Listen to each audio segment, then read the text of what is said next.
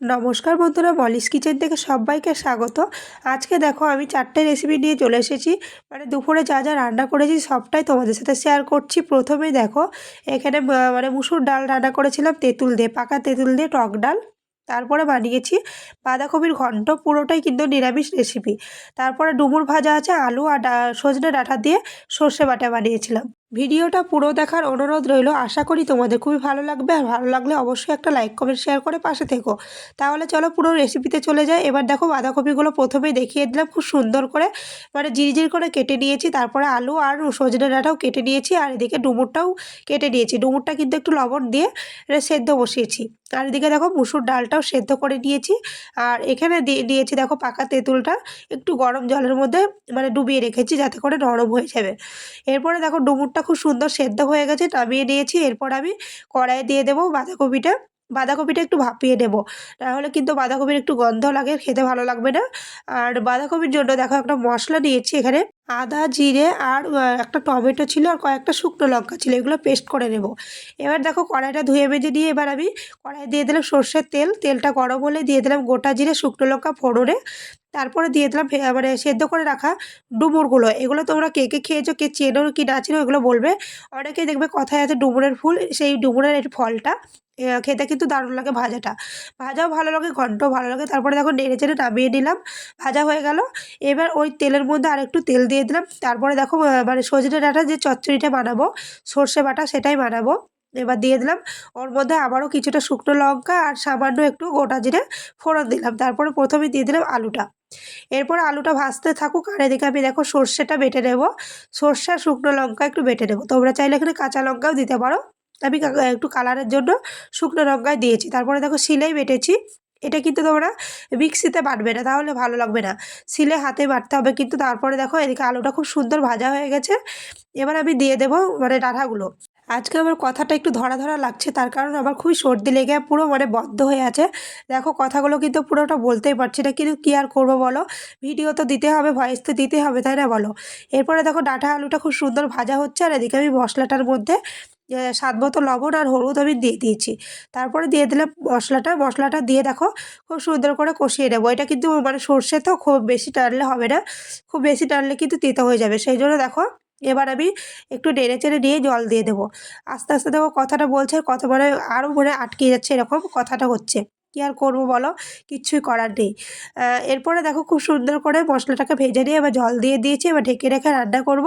আর এদিকে আমি অন্য একটা কড়াইয়ে দেখো কপির ঘন্টটা বানিয়ে নেব। তার জন্য দিয়ে দিয়েছি দেখো কড়াইতে সর্ষের তেল। তেলটা খুব সুন্দরভাবে ভাই হয়ে গেছে, গরম হয়ে গেছে। এবার আমি দিয়ে দেবো শুকনো লঙ্কা, গোটা জিরে, তেজপাতা ফোড়নে। তারপরে দিয়ে দেবো দেখো কেটে রাখা আলুগুলো দিয়ে কিন্তু প্রথমে ভেজে নেবো খুব সুন্দর করে। যেহেতু আলুগুলো সেদ্ধ নয়, বাঁধাকপিটা কিন্তু সেদ্ধ হয়ে আছে, তার জন্য দেখো আলুটা খুব সুন্দর করে ভেজে নেবো। ভেজে নিয়ে ওই যে বেটে রেখেছিলাম মশলাটা, ওই মশলাটা দিয়ে দেবো। ওই মশলাটা দিয়ে কিন্তু খুব সুন্দর করে কষিয়ে নেবো। আর এখানে দিয়েছি কিছুটা বড়ি ভাঙা। আলুটার সাথে কিন্তু বড়িটা খুব সুন্দর করে ভাজা হয়ে যাবে। যতক্ষণ না ভাজা হচ্ছে ততক্ষণ নেড়ে যাব। তারপরে কিন্তু যেই ভাজা হয়ে যাবে তখন দিয়ে দেবো মশলাটা। এই মশলার মধ্যে কিন্তু টমেটোর পেস্ট আছে বলে একটু বেশি মনে হচ্ছে, কিন্তু টমেটোটা রান্নাতে পেস্ট করে দিলে কালারটা খুব সুন্দর আসে। এরপরে দেখো দিয়ে দেবো স্বাদ মতো লবণ, হলুদ।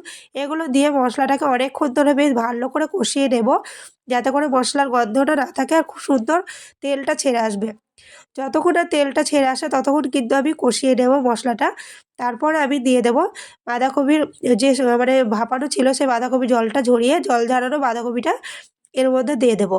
তারপরে কিন্তু আস্তে আস্তে লো ফ্লেমে বাঁধাকপির ঘন্টটা বানাতে হবে, নইলে কিন্তু ভালো লাগবে না। একটু আস্তে আস্তে আঁচ দিয়ে অনেকক্ষণ ধরে টাইম নিয়ে কিন্তু খুব শুকনো শুকনো করে খুব সুন্দর করে বেশ বাঁধাকপির ঘন্টটা নামিয়ে নিতে হবে। দেখো এবার আমি মশলাটা খুব সুন্দর কষানো হয়ে গেছে।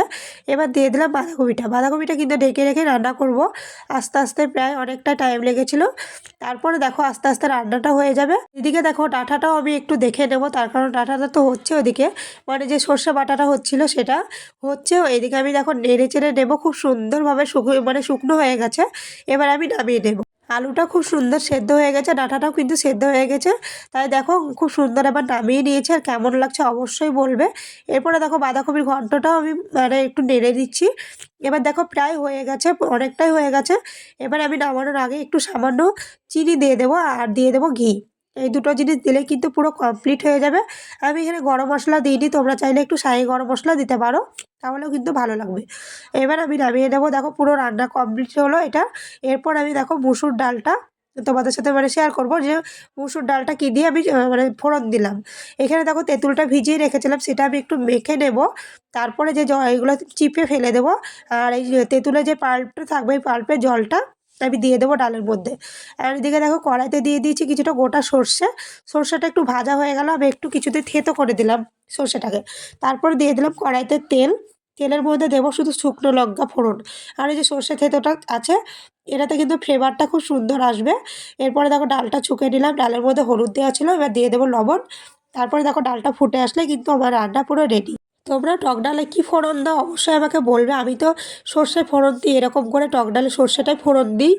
এই যে দেখো কতটা সুন্দর লাগছে, ডালটা খেতে কিন্তু দারুণ হয়েছিল। এই যে আমার পুরো রান্না কমপ্লিট। আজকে কী কী রান্না করলাম তোমাদের সাথে এবার পুরোটা শেয়ার করছি। দেখো প্রথমে সাদা ভাত, তারপরে ডুমুর ভাজা, এদিকে আলু আর সজনে ডাঁটা, সর্ষে বাটা, বাঁধাকপির ঘন্ট, সমস্তটা দেখো আমি সাজিয়ে নিয়েছি মানে একটা থালের মধ্যে। কেমন হয়েছে আমার থালিটা অবশ্যই বলবে। আশা করি ভিডিওটা ভালো লেগেছে। ভালো লাগলে অবশ্যই একটা লাইক কমেন্ট শেয়ার করে পাশে থেকো। যারা আমার চ্যানেলে নতুন, চ্যানেলটা অবশ্যই সাবস্ক্রাইব করে দিও।